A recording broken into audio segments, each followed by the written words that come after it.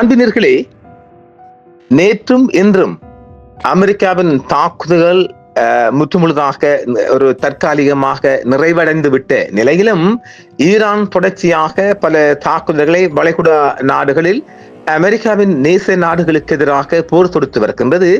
அந்த வழியில் இன்று சனிக்கிழமை இந்திய பெருங்கடலில் அமெரிக்காவுக்கு சொந்தமான ஒரு கப்பலின் மீது ஏவுகணை தாக்குதல் நடத்தி இருக்கின்றது. அந்த செய்தி இன்று உலகம் முழுவதும் பரபரப்பாகவும் பார்க்கப்படுகின்றது. இராணுவத்தின் கூற்றுப்படி தாக்குதல் நடத்திய எதிரிக்கு சொந்தமான கப்பல் என்று அது விவரித்த ஒன்றின் மீது ஈரானிய கடற்படை கரையிலிருந்து கடலுக்கு செல்லும் ஒரு குருஸ் ஏவுகணையை செலுத்தி தாக்கி இருக்கின்றது. அதாவது இந்திய பெருங்கடலில் பயணித்த ஒரு அமெரிக்க கப்பலுக்கு எதிராகவே இந்த தாக்குதல் நடைபெற்றிருக்கிறது. இந்த தாக்குதல் கப்பலை ஈரானிய தாக்குதல் வரம்பிலிருந்து பின்வாங்கும்படி கட்டாயப்படுத்தியதாக ஈரானிய ராணுவம் தெரிவித்துள்ளது.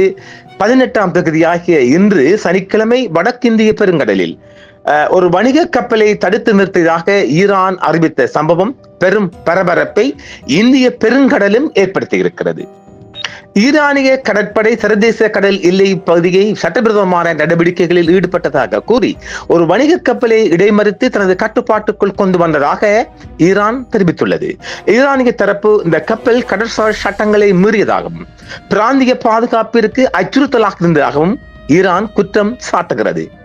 வடக்கிந்திய பெருங்கடலில் கடல் பிராந்தியத்தில் முக்கிய சர்வதேச கப்பல் போக்குவரத்து பாதைகளுக்கு அருகில் இந்த நடவடிக்கை எடுக்கப்பட்டுள்ளது. ஈரானிய ராணுவம் மற்றும் கடற்படை அதிகாரிகள் தங்கள் நாட்டின் இறையாண்மையை பாதுகாக்கவும் கடல்சார் வணிக பாதைகளின் பாதுகாப்பை உறுதி செய்யவும் இத்தகைய நடவடிக்கைகள் அவசியம் என ஈரான் தெரிவித்துள்ளது. கப்பலில் இருந்த பணியாளர்கள் மற்றும் சரக்கு குறித்து ஈரான் விசாரணைகளை தொடங்கியுள்ளதாகவும் சேதங்கள் இன்னும் வெளியாகவில்லை. கடந்த காலங்களில் இந்திய பெருங்கடலில் மற்றும் வளைகுடா பிராந்தியங்களில் கப்பல் கடத்தப்படுவது அல்லது இடைமறிக்கப்படுவது ஈரானுக்கு மேற்கத்திய நாடுகளுக்கும் இடையிலான பதற்றத்தை அதிகரித்து வருகின்றது. இந்த சம்பவம் கூடுதல் விவரங்கள் அல்லது இது சம்பந்தப்பட்ட கப்பலின் பெயர் விவரங்கள் இன்னும் வெளியாகவில்லை. இந்த விவகாரத்தில் அல்லது தற்போதைய பிராந்திய கடற்சார் பாதுகாப்பு சூழல் பற்றியும் தகவல் வெளியாகவில்லை. ஈரானிய கடற்படை வடக்கு இந்திய பெருங்கடல் பகுதியில் அமெரிக்காவுக்கு சொந்தமான ஒரு எதிரி இலக்கு கப்பலை, அதாவது ஹொசைட்ஸ்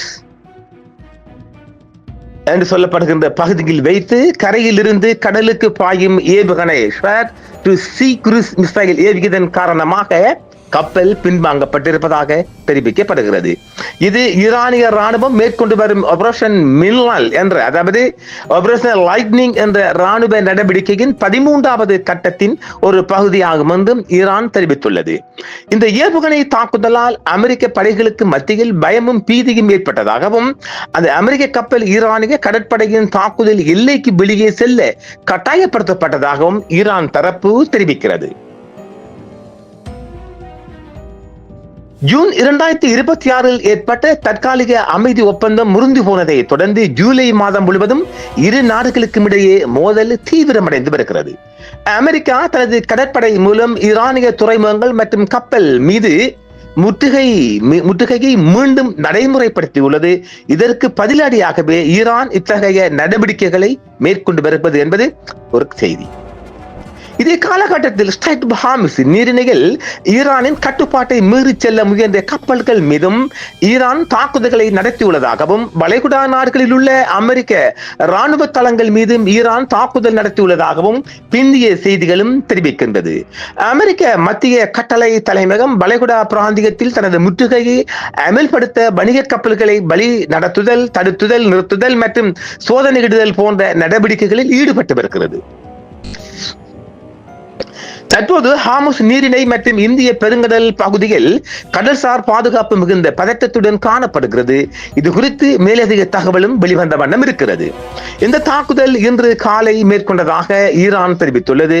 இந்த தாக்குதல் ஈரானுக்கும் அமெரிக்காவுக்கும் இடையே ஜூன் மாதம் எட்டப்பட்ட தற்காலிக அமைதி ஒப்பந்தம் முறிவடைந்ததை தொடர்ந்து இந்த தீவிர போக்கு நடைபெற்று வருவதாகவே ஈரான் தெரிவித்துள்ளது. ஈரானிய கடற்படை வடக்கிந்திய பெருங்கடலில் அமெரிக்காவுக்கு சொந்தமான கப்பலை எதிரி கப்பல் என்றும் அது கரையிலிருந்து கடலுக்கு பாயும் ஏவுகணையால் தாக்கப்பட்டது என்றும் ஈரான் தெரிவித்திருக்கின்றது. இது ஈரானிய ராணுவத்தின் ஆபரேஷன் மின்னல் 13வது தாக்குதலாகவும் ஈரான் உத்தியோகபூர்வமாக அறிவித்துள்ளது. இந்த ஏவுகணை தாக்குதலுக்கு பிறகு அந்த பகுதியில் இருந்த அமெரிக்க கப்பல் ஈரானிய கடற்படையின் தாக்குதல் எல்லைக்கு வெளியே செல்ல கட்டாயப்படுத்தப்பட்டு அங்கிருந்து அது அப்புறப்படுத்தப்பட்டதாகவும் ஒரு தகவல் சொல்லுகின்றது. கடற்படை தாக்குதலுடன் ஒரே நேரத்தில் வளைகுடா நாடுகளில் உள்ள அமெரிக்க ராணுவ தளங்களையும் ஈரான் குறிவைத்தது. இது ஆபரேஷன் மின்னல், ஆபரேஷன் லைட்னிங் நடவடிக்கையின் 14வது தாக்குதல் அலையாகவும் சொல்லப்படுகிறது. அலி அல் சேலம் விமானப்படை தளம் மற்றும் அல் உதைஸ் முகாமில் உள்ள வெடிபொருள் கிடங்குகள், தலைமையக கட்டிடங்கள் மீது ட்ரோன் தாக்குதல் நடத்தப்பட்டிருக்கிறது. அமெரிக்கா தனது 5வது கடற்படை தளம் அமைந்துள்ள பகுதியில் சக்தி வாய்ந்த வெடிப்புகள் நிகழ்ந்ததாகவும் அமெரிக்காவின் ஆளில்லா விமான சேமிப்பு கிடங்கு மற்றும் செயற்கை நுண்ணறிவு AI சென்டர் ஒன்றும் மீதும் தாக்குதல் நடத்தப்பட்டதாகவும் ஏவுகணை மற்றும் ட்ரோன் தாக்குதல் செய்துள்ளதாக ஈரான் தெரிவித்துள்ளது. அமெரிக்க மத்திய கட்டளை தலைமையகம் இந்த தாக்குதல்களை உறுதிப்படுத்தியதோடு ஈரானின் ராணுவ தளவாடங்கள் மற்றும் தளங்களை குறிவைத்து தொடர்ந்து 7வது நாளாக வான்வழி தாக்குதல்களை மேற்கொண்டது என்றும் ஈரானிய படைகள் அமெரிக்கர்களை கைது செய்வதாக ஈரான் கூற்றை அமெரிக்கா மறுத்து வருவதாகவும் சென்ட்ரல் கமாண்ட் தெரிவித்துள்ளது. இந்த தகவல்கள் முற்றுமுழுதாக சோடிக்கப்பட வேண்டும் அமெரிக்கா சொல்லுகின்றது. இதேவேளை இந்த நடவடிக்கை ஜோர்தான் மற்றும் குவைத்தில் அடுத்தடுத்து நடந்த ஆளில்லா விமான தாக்குதலுக்கு முன்பு ஆபரேஷன் சைகாவின் 13வது கட்டத்தின் போது மேற்கொள்ளப்பட்டதாக ஈரான் தெரிவித்துள்ளது. இருப்பினும் ஈரானின் பதிலடி தாக்குதல் வளைகுடா மற்றும் லெபனானில் உள்ள அமெரிக்காவின் தரைவழி தளங்களுக்குள் மட்டும் நின்றுவிடவில்லை, மாறாக கடல் பகுதிகளுக்கும் விரிவடைந்தது என்பதையும் சுட்டி காட்டுகிறது. தெற்கு ஈரானுக்கு எதிராக அமெரிக்காவின் புதுப்பிக்கப்பட்ட தாக்குதல்களை தொடர்ந்து இது பிராந்திய தாக்குதலாகவும் மாறியிருக்கிறது. ஹோமஸ்கான் மாகாண அதிகாரிகள் ஜாஸ்க் துறைமுகத்திற்கு அருகிலுள்ள ஒரு பகுதியில் அமெரிக்க ஏவுகணைகள் மின்சார உட்கட்டமைப்பு மற்றும் நீர் இறைக்கும் நிலையங்களை தாக்கியதாக தெரிவித்துள்ளார்கள். இந்த தாக்குதல்களால் குடிநீர் விநியோகத்தில் தடங்கல்கள் ஏற்பட்டதாக ஈரானிய மாகாண சபை தெரிவித்துள்ளது. மினாப் நகருக்கு அருகிலுள்ள ஒன்றுபட்ட குறைந்தது 3 பாலங்களையும் அமெரிக்க தாக்குதல்கள் குறிவைத்ததாகவும் உள்ளூர் அதிகாரிகள் தெரிவிக்கின்றார்கள். பந்தரபாஸ் மற்றும் சிர்ஜானை இணைக்கும் சாலையில் உள்ள ஷூர் ஆற்றின் பாலமும் தாக்கப்பட்டிருக்கிறது. தாக்குதல்களின் விளைவாக பந்தரபாஸில் உள்ள ஜாஹித் மிர்சாய் சுரங்கப்பாதை இரு திசைகளிலும் மூடப்பட்டதாக ஈரானிய அதிகாரிகள் தெரிவித்துள்ளனர். மீண்டும் தொடங்கப்பட்ட அமெரிக்க நடவடிக்கை தெற்கு ஈரானில் உள்ள போக்குவரத்து மற்றும் குடிமக்கள் சேவை உட்கட்டமைப்புகளில் அதிக கவனம் செலுத்தியது என்றும் தெரிவிக்கப்படுகிறது. மீண்டும் தொடங்கப்பட்ட அமெரிக்க தாக்குதல்களுக்கும் இஸ்லாமாபாத் உடன்படிக்கையை வாஷிங்டன் மீறியதாக தெஹ்ரான் விவரித்திருக்கும் பதிலளிக்கும் விதமாக புரட்சி காவல் படை ஹாமத் ஜலச்சந்தியை முழுமையாக மூடியிருக்கின்றது. 3 தினங்களாக இன்னும் எந்த ஒரு ஒயில் கப்பலும், அதாவது எரிபொருள் கப்பலும் செல்லவில்லை என்பதும் மேலதிக தகவல்.